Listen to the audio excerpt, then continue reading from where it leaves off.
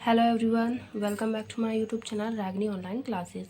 आज हम पढ़ने वाले हैं क्लास 8th की एनसीईआरटी का चैप्टर नंबर 4। ठीक है, इससे पहले हमने 3 चैप्टर कंप्लीट कर लिए हैं। अगर आपने अभी तक उन वीडियो को नहीं देखा है तो प्लीज़ उनको जाके देखिए, मैंने उनकी प्लेलिस्ट बना दी है।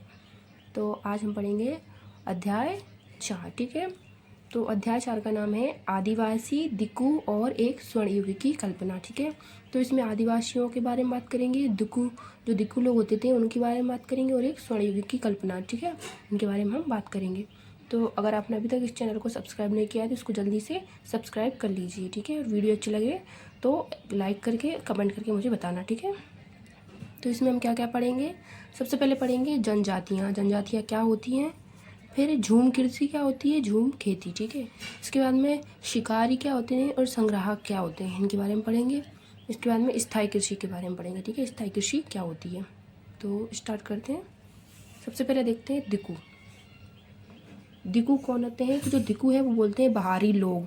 बाहरी लोग जमींदार, साहूकार और अंग्रेज, इनको बोलते थे दिकू। यानी कि जो दिकू होंगे ये बाहर से जो भी लोग आते थे उनको बोलते थे दिकू। कौन बोलते थे, आदिवासी लोग। ठीक है, ऐसा वर्ग जो आदिवासियों हितों को प्रभावित कर रहा हो, यानी कि ऐसा वर्ग जो आदिवासियों को क्या कर रहा हो, प्रभावित कर रहा हो, उसको बोलेंगे दिकू। तो ये आदिवासी जो होते थे एक शब्द का यूज करते थे, वो है दिकू। जो भी कोई बाहर से आता था उनको बोलते थे दिकू आए हैं, यानी कि बाहरी लोग आए हैं, जो जमींदार भी हो सकते हैं, साहूकार भी हो सकते हैं या फिर अंग्रेज भी हो सकते हैं। ठीक है, इसके बाद में जो आदिवासी होते थे वो कैसे होते थे, तो संथाल हो, उरात, इस तरीके की जो जनजातियाँ होती थी उनको बोलते थे आदिवासी। इसमें भील भी आते हैं और कई प्रकार की जनजातियाँ आती हैं। ठीक है, नीचे है साल। साल क्या होता है, तो जो साल है एक पेड़ का नाम है, एक पेड़ होता है साल का। ठीक है, इसके बाद महुआ।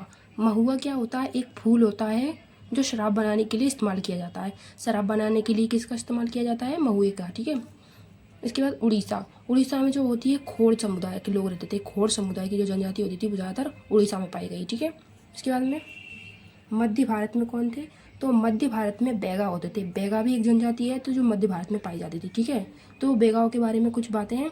बेगा खुद को जंगल की संतान मानते थे। जो बेगा होते थे वो क्या करते थे, खुद को जंगल की संतान मानते थे कि जंगल की संतान हम है। ठीक है, मजदूरी करना अपमान की बात समझते थे। उन्हें मजदूरी करना बिल्कुल भी पसंद नहीं था।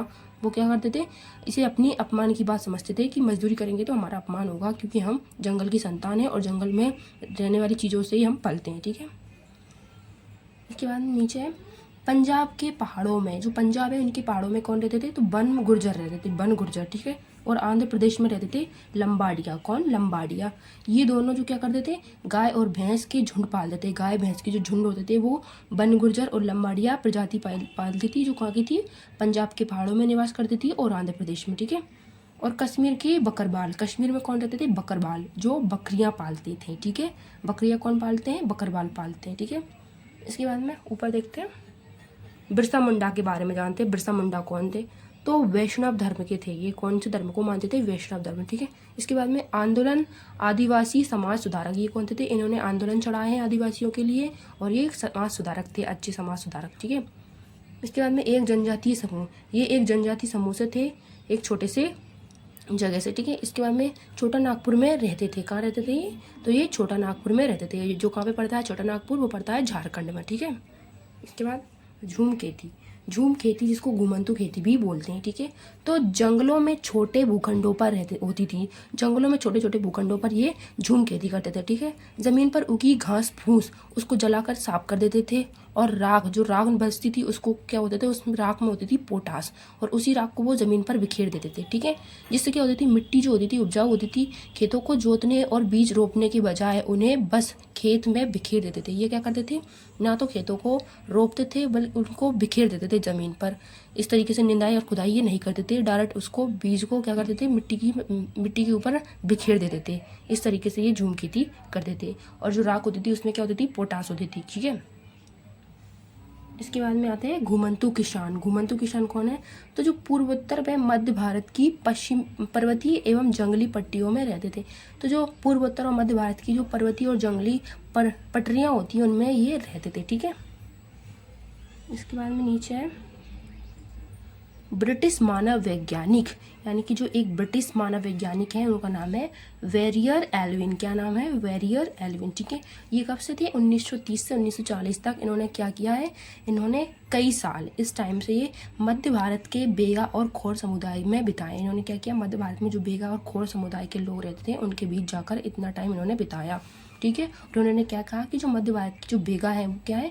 सबसे अच्छे शिकारी हैं इनके अनुसार। किसके अनुसार? बेरियल एल्विन के अनुसार, क्योंकि इन्होंने 1930 से 1940 यानी कि 10 साल इनके बीच बिताए हैं और उन्हें पता चला है कि जो मध्य भारत की बेगा है वो सबसे अच्छे शिकारी हैं। ठीक है, और ये कौन थे? ब्रिटिश मानव वैज्ञानिक। ठीक है, ब्रिटिश वैज्ञानिक थे ये।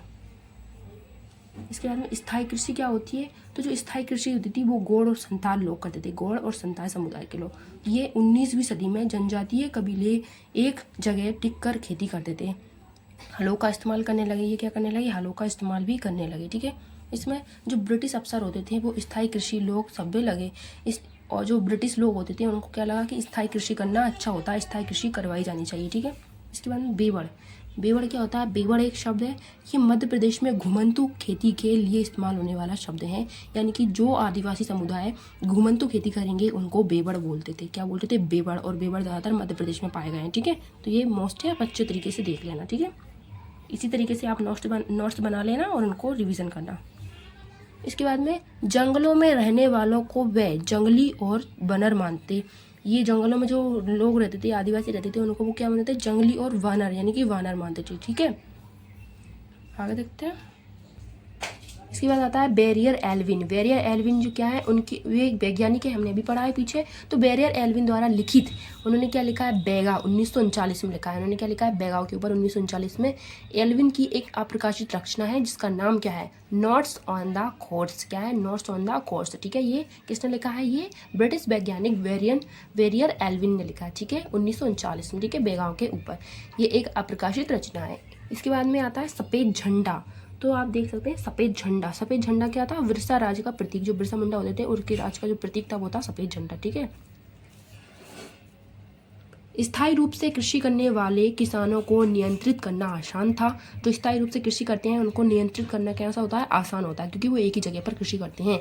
राजस्व आसानी से वसूला जाता था, राजस्व भी उनसे आसानी से वसूल किया जा सकता है। कुछ किसानों को भूस्वामी पट्टेदार नियुक्त किया। ठीक है, कुछ जो किसान थे उनको भूस्वामी बना दिया, किसको? पट्टेदार बना दिया। अब पट्टेदार क्या होता है? तो भूस्वामियों का भाड़ा चुकाते। ये क्या करते थे? भूस्वामियों का भाड़ा चुकाते थे और सरकार को लगान देते थे। ठीक है, वन कानून और प्रभाव। अंग्रेजों ने सारे जंगलों पर नियंत्रण कर लिया, जंगलों को राज्य की संपत्ति घोषित कर दिया। जो जंगल थे उनके क्या कर दिया? राज्य की संपत्ति घोषित कर दिया। कुछ को आरक्षित वन घोषित कर दिया। आरक्षित का अर्थ होता है अंग्रेजों के लिए इमारती लकड़ियाँ ये अपने आप यहाँ से लेंगे। ठीक है, यहाँ पर सिर्फ अंग्रेजों का राज होगा। अंग्रेज यहाँ से इस जंगल से क्या लेंगे? आरक्षित जो वन होते थे उनसे अपने लिए इमारती लकड़ियाँ लेंगे। यहाँ पर किसी और का और कोई शासन नहीं होगा। लोगों को स्वतंत्र घूमना, झूम खेती करना, फल इकट्ठा करना, पशु शिकार करना आदि पर क्या कर दी? रोक लगा दी अंग्रेजों ने। ठीक है, तो इन्होंने जो पहले लोग आदिवासी रहते थे वो क्या करते थे? घुमंतु खेती करते थे, पशुओं को शिकार करते थे, ये सब इन्होंने बंद कर दिया। ठीक है, इसके बाद में आदिवासी समूह ने औपनिवेशिक वन कानून का विरोध किया, यानी कि उनकी बगावत की। आदिवासी ने, औपनिवेशिक कैसे कहते हैं? तो एक ऐसा राज्य जिसके ऊपर कोई दूसरा देश अपने देश के ऊपर क्या करता है? शासन करता है, तो उसको बोलते हैं औपनिवेशिक शासन। ठीक है, इसमें है 1906 में संग्राम सगमा द्वारा असम में और मध्य प्रांत में वन सत्याग्रह चलाया गया था। ठीक है, तो 1906 में किसमें? संग्राम सगमा द्वारा चला गया था, कहाँ पे? असम में। और 1930 में मध्य प्रांत में चला गया था वन सत्याग्रह। ये दोनों क्या थे? विद्रोह थे, इन विद्रोह को किया गया था। ठीक है, तो इनको अच्छी तरीके से देख लेना। इसके बाद में आता है नीचे 1920 में क्या होता है? बिहार की जो झारिया जगह है, बिहार में एक जगह है झारिया और रानीगंज, ये दोनों जगहों पर क्या हुआ? कोयला खदानों में काम करने वाली लगभग 50% आबादी थी। यानी कि जो 50% आदिवासी लोग थे वो बिहार की झारिया और रानीगंज में जो कोयला खदान थी उनमें काम करते थे। कब? 1920 के टाइम पर। ठीक है, अंग्रेज। इसके बाद पढ़ेंगे अंग्रेजों के बारे में। जो बिरसा मुंडा थे वो बिरसा अंग्रेज आंदोलन के राजनीतिक उद्देश्यों से परेशानी थे। तो जो अंग्रेजों के राजनीतिक उद्देश्य थे उनसे वो बहुत ज़्यादा परेशान थे। ठीक है, बिरसा मुंडा के राजनीतिक उद्देश्यों से परेशान कौन थे? अंग्रेज थे। ठीक है, इसके बाद में नीचे देखते हैं घुमंतु खेती तो गुजरात के वन क्षेत्रों में जारी है। जो घुमंतु खेती होती है वो कहाँ पे होती है? अभी भी गुजरात के जो वन क्षेत्र हैं उनमें देखने को मिलती है। वर्तमान में झारखंड में क्या है? झारखंड में एक जगह है हजारीबाग। कहाँ है? हजारीबाग। यहाँ पे संथाल जनजाति है वो क्या करती है? रेशम के कीड़े पालते हैं। अभी भी क्या करते हैं? रेशम के कीड़े कौन पालते हैं? संथाल जनजाति, जो हजारीबाग में है। और हजारीबाग कहाँ है? वर्तमान झारखंड में। ठीक है। रेशम के व्यापारी अपने एजेंटों को भेजकर आदिवासियों को कर्ज दे देते। कर्ज वो क्या कर देते? आदिवासियों को देते थे। कृषि कोषों को और इकट्ठा कर देते। इसे वो कर्ज देने के बाद जो कृषि कोष होते थे उनको इकट्ठा करते थे। ठीक है। 1000 कृषि कोषों को 3 से 4 रुपये में बेचते थे। ठीक है। इसको बाद में वर्धमान और गया जाता था। इसके बाद ये कहाँ जाता था? वर्धमान और गया ये जाता था। ठीक है। 5 गुना कीमत पर बेचा जाता था। और वहाँ जाके इसको कितनी कीमत पर? 5 गुना कीमत पर बेचा जाता था। आदिवासी समुदाय बाजार व्यापारी को दुश्मन मानते थे। जो आदिवासी लोग होते थे वो बाजार के व्यापारियों को दुश्मन मानते थे। ठीक है। आगे देखते हैं। 19वीं सदी में असम में क्या होते थे? चाय के बागान लगाए जाते थे। असम एक जगह है, यहाँ पे चाय के बागान लगाए जाते थे। इसके बाद झारखंड में कोयला की खदान कहाँ थी? झारखंड में हुआ करती थी। यहाँ पे क्या होता था? आदिवासियों को भर्ती किया जाता था। जो आदिवासी लोग होते थे उनको यहाँ पे भर्ती किया जाता था, उनको काम दिया जाता था। कहाँ पे? असम में चाय के बागानों में और झारखंड में कोयला की खदानों में। ठीक है। इसके बाद 1831 से 1832 में क्या होता था? कोल विद्रोह हुआ था। 1831 से लेकर 1832 का जो टाइम था वो था कोल विद्रोह का। 1855 में संथाल विद्रोह होता है। ये जो विद्रोह है बहुत ज़्यादा मोस्ट है, अच्छी तरीके से इनको देख लीजिए, लिख लीजिए अच्छे तरीके से। मध्य भारत में बस्तर का विद्रोह होता है। मध्य भारत में कौन सा विद्रोह होता है? बस्तर का। ये होता है 1910 में। इसके बाद में महाराष्ट्र में विद्रोह होता है वर्ली विद्रोह। ये वर्ली जो विद्रोह है वो होता है 1940 में। ठीक है। तो ये जितने भी विद्रोह है बहुत ज़्यादा मोस्ट है, पूरा का पूरा टॉपिक ही मोस्ट है। अच्छी तरीके से इन पर आप गौर करके इनको लिख लेना। ठीक है। इसके बाद में लास्ट में देखते हैं 1895 में क्या होता है? बिरसा मुंडा को गिरफ्तार किया जाता है, 2 साल की सज़ा दी जाती है। ठीक है। इसके 1900 में हैजे से उसकी मौत हो जाती है, यानी कि बिरसा मुंडा की जो मौत हो जाती है हैजे की वजह से हो जाती है, उसको हैजे की बीमारी हो जाती है सन 1900 में। ठीक है। तो ये चैप्टर होता है हमारा कंप्लीट। इस चैप्टर को मैं एक बार आपको पूरा व्यू दे देती हूँ। ठीक है।